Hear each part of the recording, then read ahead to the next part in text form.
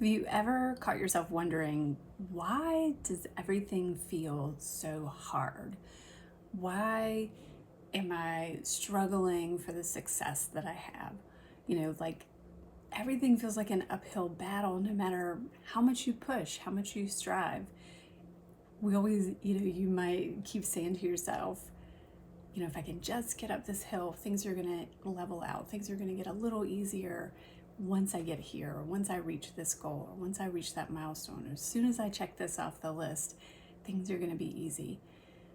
However, you get to that place, you check off that last thing, and something else presents itself, and now you're, striving again, you're hustling again, you're pushing again, and you feel like you're just caught in that loop. If you've ever been in that situation, I can tell you from experience personally, but also from working with other people, that we can mentally put ourselves in those loops based on our conditioning.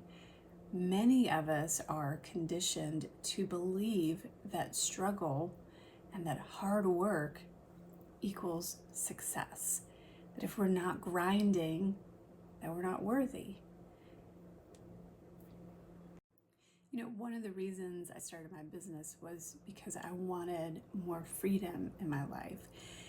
And the problem was I was so conditioned, I was so used to hustling, working hard. I prided myself, I attached my identity to being a person who worked hard.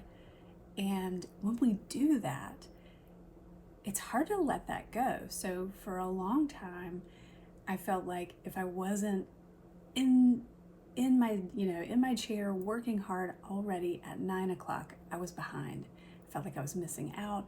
I was getting behind. I was gonna, lose out. Things weren't gonna work out. I would feel that sense of urgency, like I needed to be in a certain spot at a certain time, which is not freedom, right?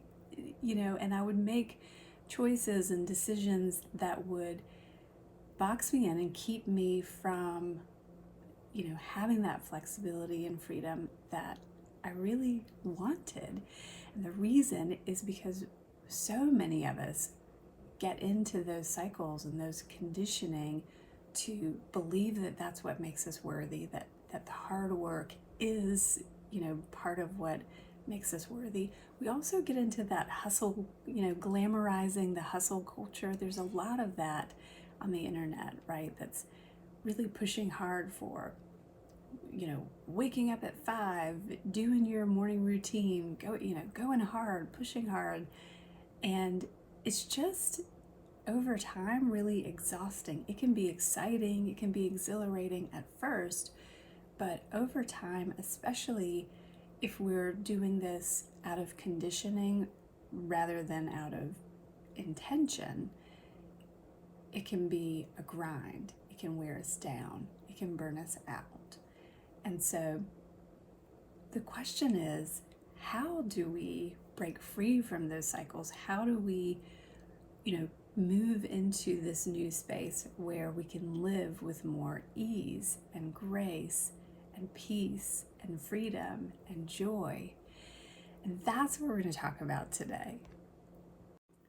So here's a couple of tips for getting started on that path to living with more joy and ease and freedom, right? We all want that freedom. We all want that peace. How do we get there? So the first step is really, always starts with awareness. Where did this come from? Where did this hustle culture come from within you? Is it something that you learned in your childhood? Is it something that you saw modeled?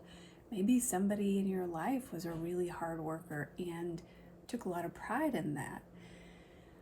For me, my very first job was at Dairy Queen, and I remember my mom dropping me off on that first day and saying, every minute that you're there, they're paying you.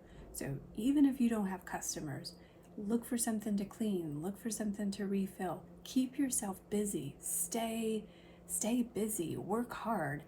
And I took that advice to heart, and I went in and I worked so hard that in really a short period of time, I got promoted to the cake maker, which sounds a little bit silly now as an adult, but as a kid, like, this was a coveted big deal position, and not everybody got that offer. And I was one of the younger ones there.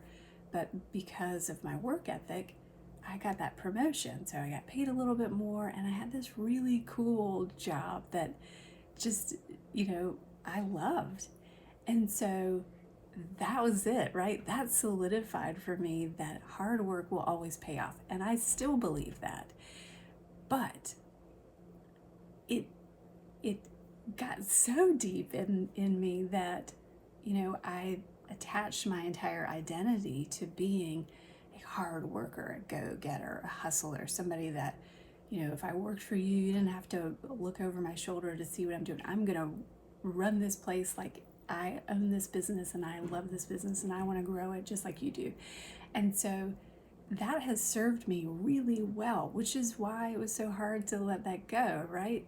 And it isn't that I never want to work hard. It's just that I want to be able to separate, right? To have those moments of hard work, but also to be able to let go and to feel worthy and to feel at ease, even when I'm not actively hustling and working. So to be able to segment those different moments in life, to let it all in.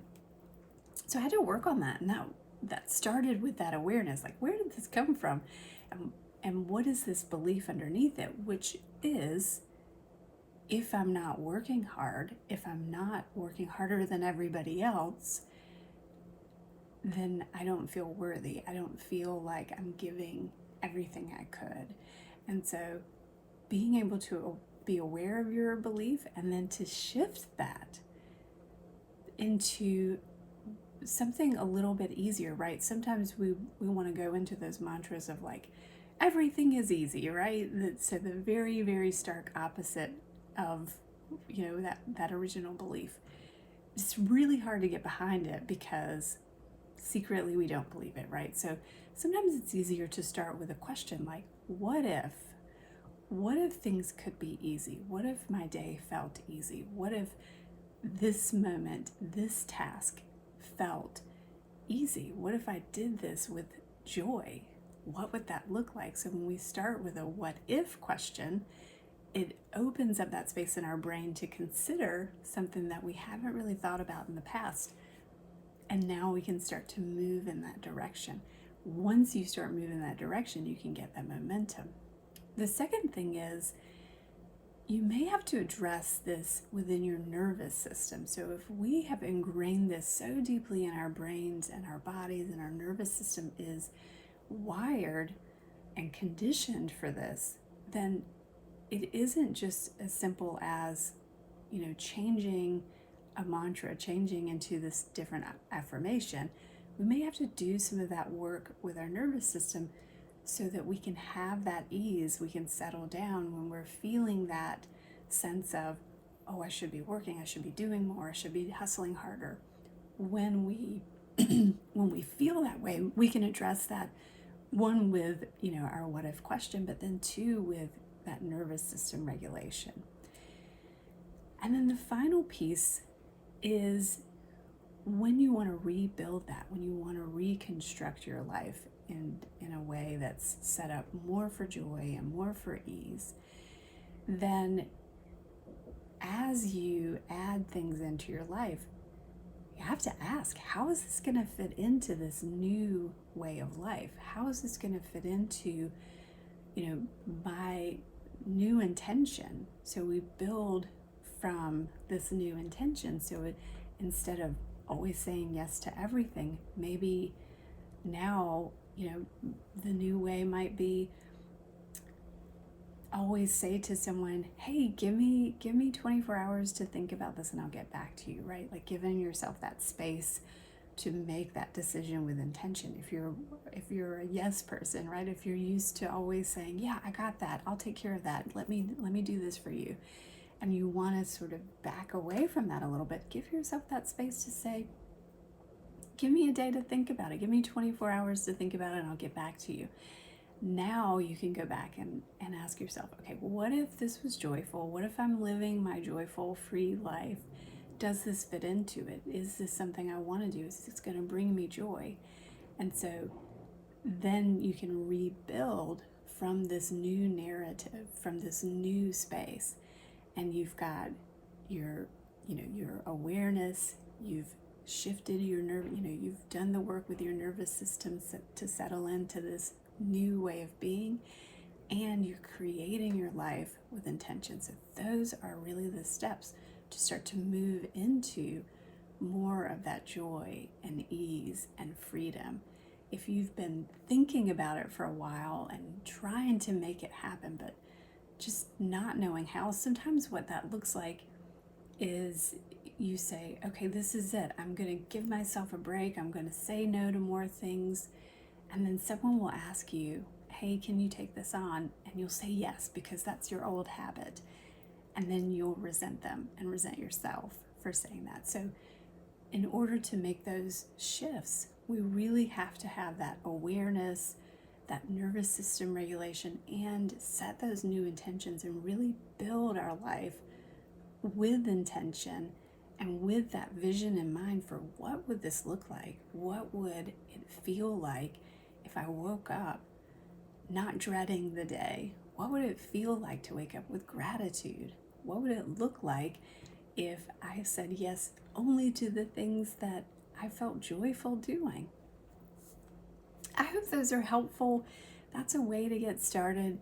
If you need that support, that deeper nervous system reset and regulation, we can do that through EMDR. That's one of the best tools for this. Reach out. I'd be happy to have a conversation with you to see if this is the right fit, or maybe you just need a couple of quick ideas and go on with your day.